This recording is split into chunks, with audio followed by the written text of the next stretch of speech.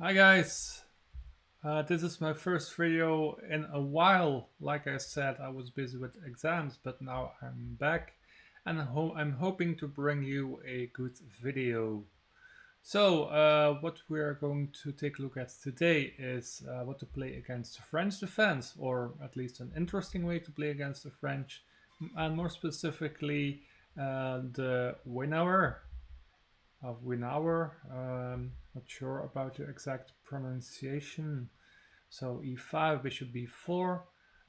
Right, so after knight c3, bishop b4, um, I took a look at it and, like many other people, came to the conclusion that the most challenging try is probably here to go for the winner advanced variation with knight c3 and after bishop b4, e5, locking up the center. We end up with this very strong advanced pawn center, which black will try to undermine in various ways with c5, knight c6, maybe queen b6, maybe f6. So everything to undermine these two guys here.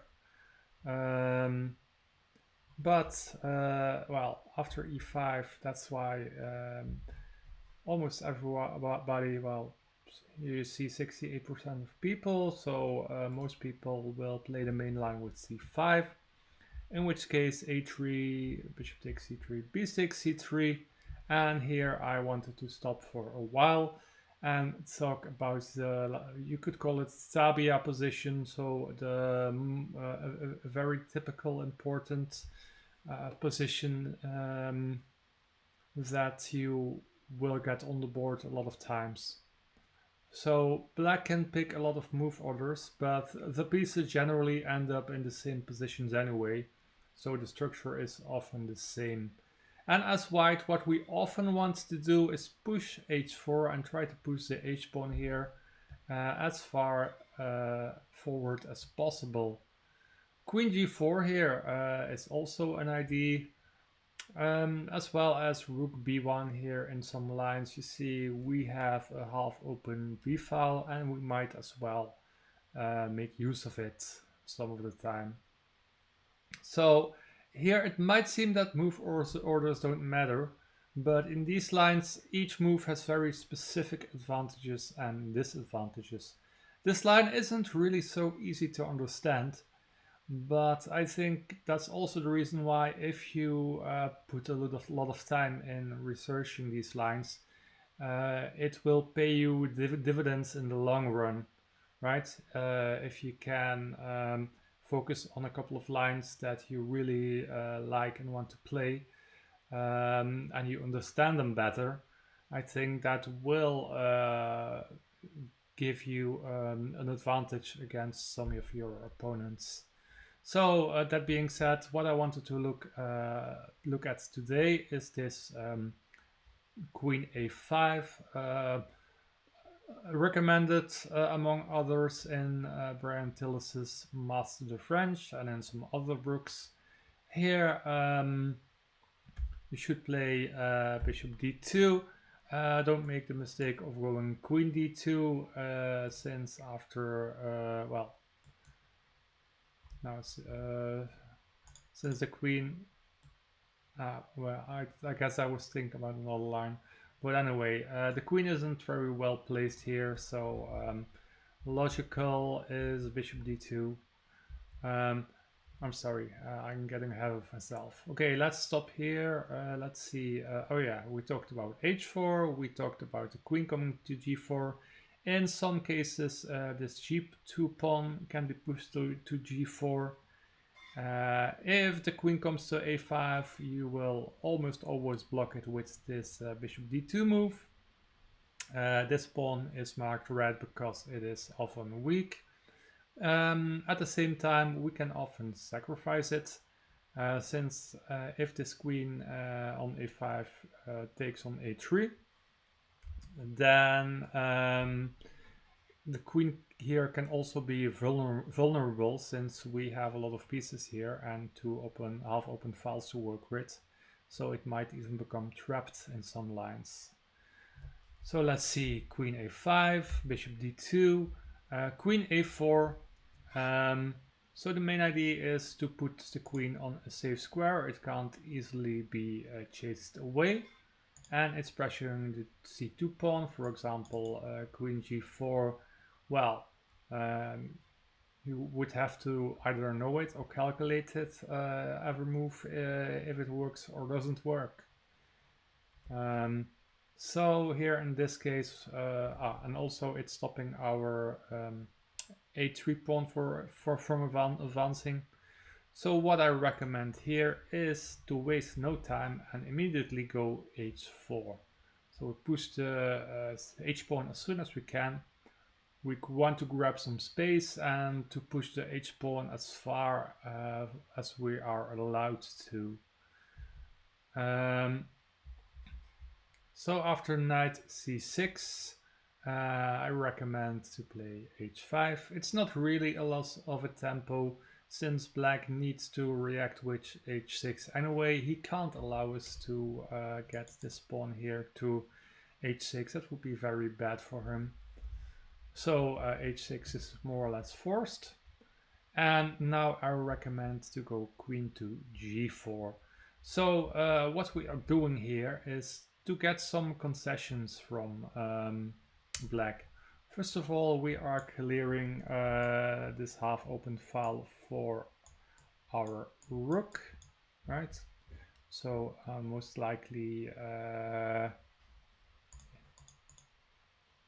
these squares are most likely where it could arrive at, but who says it can't come to here sometimes. This is less likely, I think, since black has got f5 and it's kind of vulnerable there, but well. So we are making some room for our rook. We are pushing the pawn as a battering ram, and also we are trying to get black, who has a very solid pawn chain in position, to create at least some weaknesses which we can maybe exploit later on. So h6, that's the first one, and now we are immediately targeting this g7 pawn. So now king f8 is more or less forced. Queen takes c2, so if black would decide to take this pawn, it immediately fails to queen to g7. So black isn't really losing this rook, since queen h7 is possible, but now we can play takes, and bishop to e3, or and after c4 we can play a4. So we are preventing black from easily getting any pawn breaks by moving this pawn to a4. And let's see here, right? So here we are bringing our bishop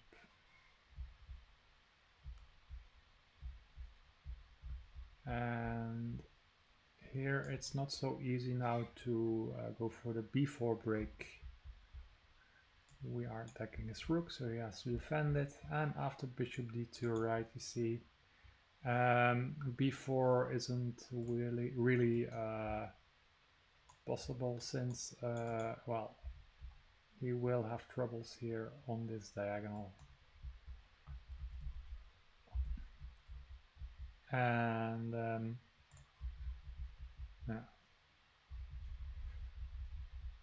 So let me go back a bit. Right, so I said, oh yeah, that's why queen takes c2 isn't so good. He can defend the rook, but now black has got a lot of weaknesses. C takes d4 isn't the best, since now we have a really solid pawn center and black has no pawn breaks. Also there are some weak squares like f6.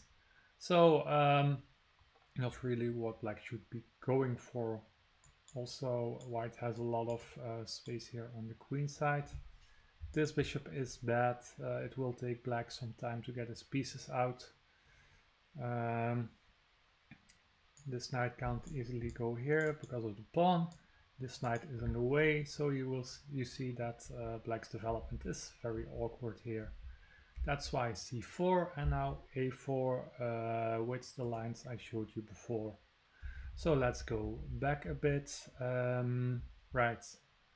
So let's rewind a bit so that so that we're still on the same page.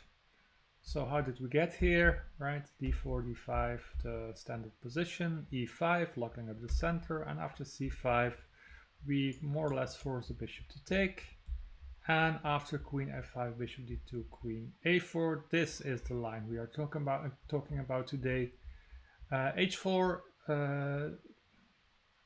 moving the pawn forward, trying to grab space, and after knight c6. Well, a lot of courses here assume that white will play knight to f3, but I think that's depending on the variation could be a waste of a tempo. So it's much better, I think, to keep the knight on g1 for the time being and focus on other moves. So you won't waste a tempo playing knight f3, and well, who's to say you won't move the knight some other place? Probably e2, but even h3 and some rare cases could be possible. So h5, h6, queen g4, king f8. Right, we just saw that queen takes c2 isn't too great. Also, there was one person who played rook to h7, but I guess it just fails to bishop d3. Knight f3, not bishop d3. All right, okay. So I didn't see this, but yeah, be careful because with this spin on the a file. After queen g4, this queen is basically pinning our pawn, so that's not good. So instead queen f4, and well, let me quickly check and I'll be back in a sec. Okay, so after rook to h7, looks like there are several good moves. So queen f4 is one of them. Another other top engine move is queen e2. I think queen e2 is especially interesting, but we won't have time to go into that today. It gets kind of complicated after queen takes e2, so if you want to avoid all these complications, just queen d1. It's not the strongest, but it's very logical, and you can continue in the same style as in the other some of the other lines. So queen g4, king f8 is what most likely will happen. So let's see on Lichess. Yeah. Right, knight e7, just queen takes.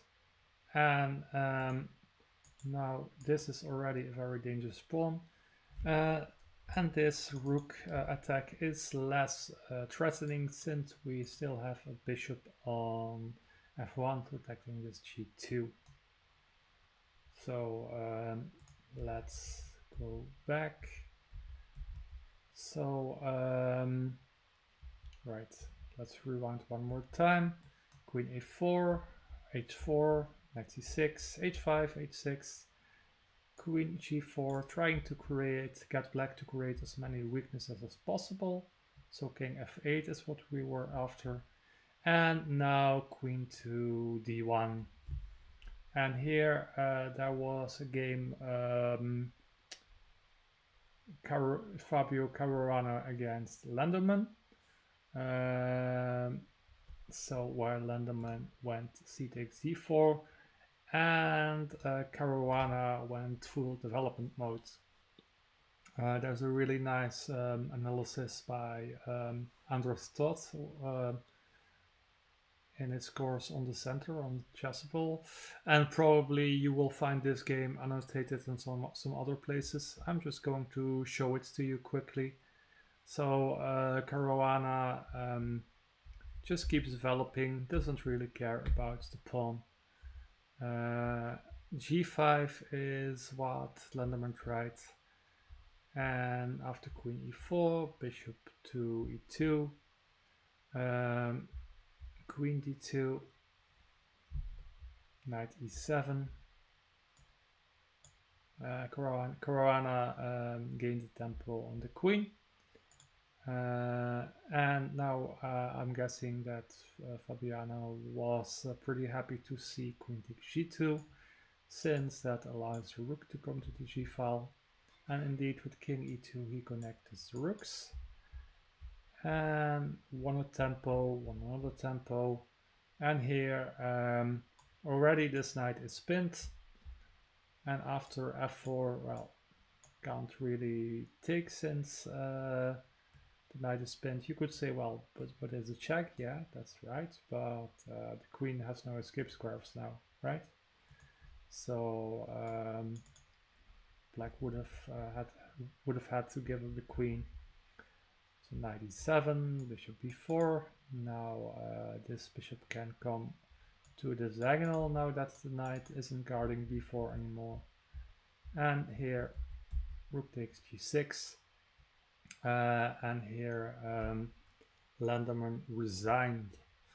So you see that's how quickly it can go if black isn't careful and neglects his development and just moves his queen a bunch of times, goes after a lot of pawns, or goes after a couple of pawns. So let's go back. So queen g4, king f8, queen d1. So yeah, check out that game. I will mention it once more. Fabiano Caruana versus Lenderman A, USA 2018. Instead, black can try b6 with the typical idea of the trade out bishops, but we are going to allow it. So knight f3, bishop a6, bishop takes, so we are trading the bishops, and after queen to a6 we are saying please take our queen off. Sorry, first we do d takes e5, b takes e5, and now we say please trade off our queen. We will get a very pleasant endgame in return. So here c4 is black's best try, I think, to keep everything together. Queen takes e2 is, well, it's not losing, but I think it's a step in the wrong direction. So after king e2, things are already very difficult for black. Knight e7, rook b1. So here the point is that white can quickly put a lot of pressure on black's position due to this b7 square, which is weak, and also the king is awkwardly placed. Imagine this rook being gone and other rook on the back rank, right? Then black would have to, well, in this case it's even checkmate, but let's say black could play king to e7, then a back rank check could pick up this h8 rook. So rook b1, g5, takes, bishop takes a6, for example, right? And this is a very pleasant position for white with a pretty simple plan. And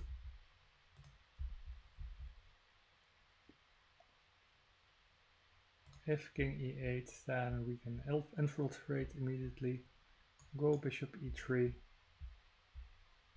bring the rook back. and this square is also often weak. So let's see, queen e2, queen takes e2, king takes e2. All right. Okay, right. I have a practice game actually. That was what I was looking for. So e4, e6, d4, yeah, all the same moves.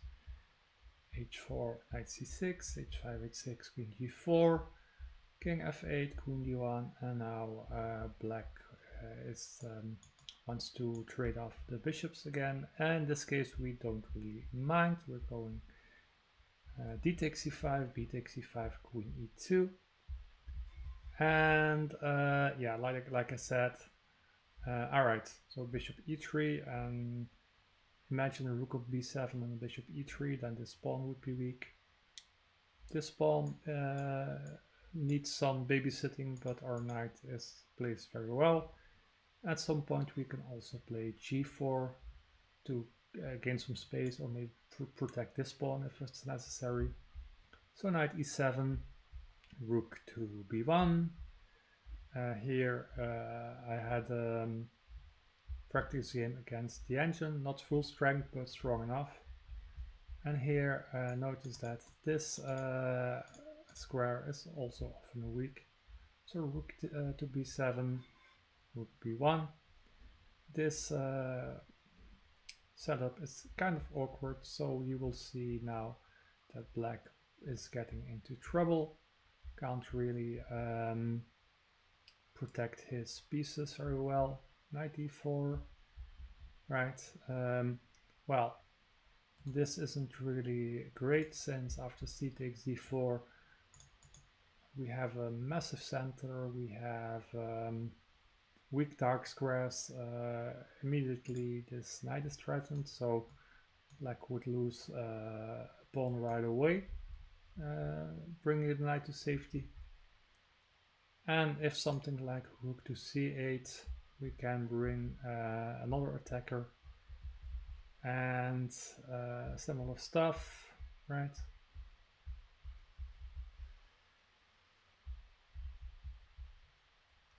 So yeah, this is pretty terrible for black, and here we can immediately do the typical f5 break.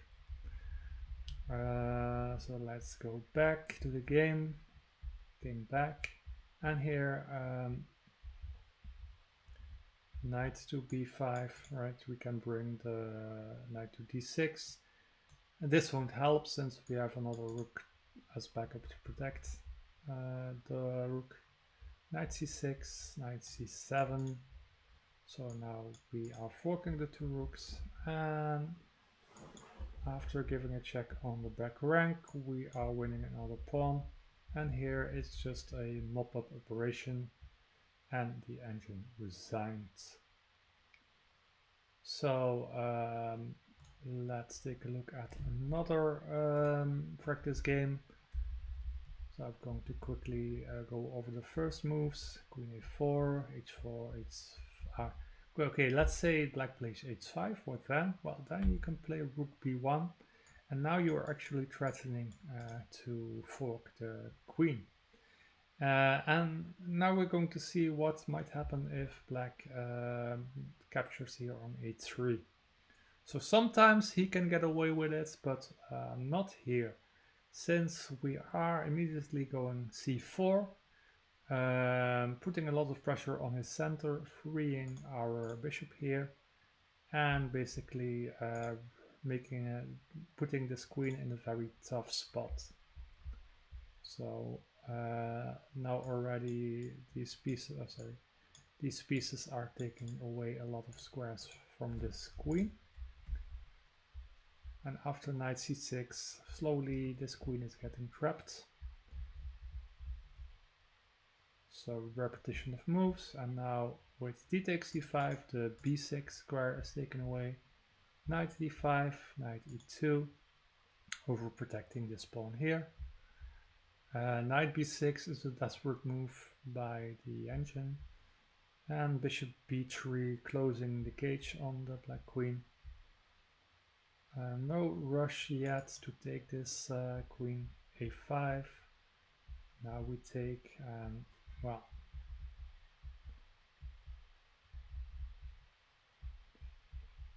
with the piece down and the king so weak, yeah, it's basically over very quickly. So don't think you will get this a lot, especially if the players know this line. They won't play h5 quickly, but you might have some people who do play it. So now you can just go rook b1, and if they don't take, well, they would have to play something like knight c6, but now you can still go bishop b5. Queen e8 leads to similar things, right? You can break open the center again. And yeah, it's not a pretty sight really. And feel free to check that out for yourself. Now let's jump back and let's take a look if I didn't forget anything. Right. Okay, let's go back. Let's go back. Right, we were here at this crossroads where black plays b6, trying to trade off the bishop. And here, after we take d takes c5, queen e2, black's best try is to go for c4. And here, let's say castles, knight e7. And now I like the move a4. Why? Well, you take away the square, you gain some more space for your rook here, and this bishop here can be very useful on this diagonal, as we've seen a couple of times before. But since it's blocked by this pawn now, you would need to, well, reroute it. So rook b8, let's say, knight h4. Now the king wants to come here. This is still weak, so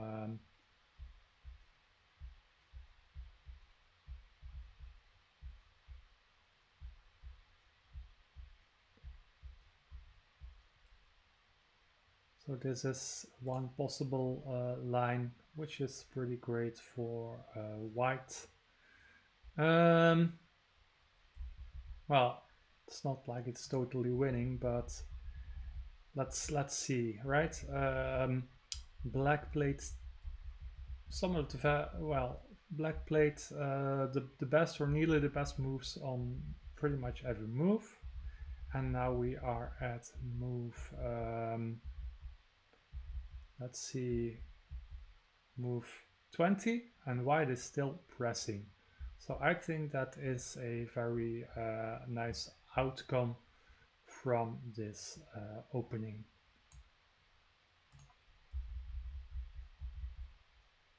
So the Portisch-Hook variation, that's what it's called, with queen a5, bishop d2, not queen d2, bishop d2, and here I really like this idea h4, knight c6, push the pawn further, tickle black some more with queen g4, bring the queen back, protecting this pawn now again. If c takes d4, then you saw, for example, the game by Caruana.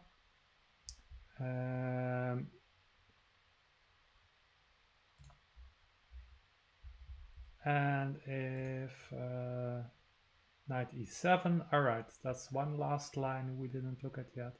If knight e7, knight f3, and rook h4 is next. So now we are the ones spinning black. And now let's say a6.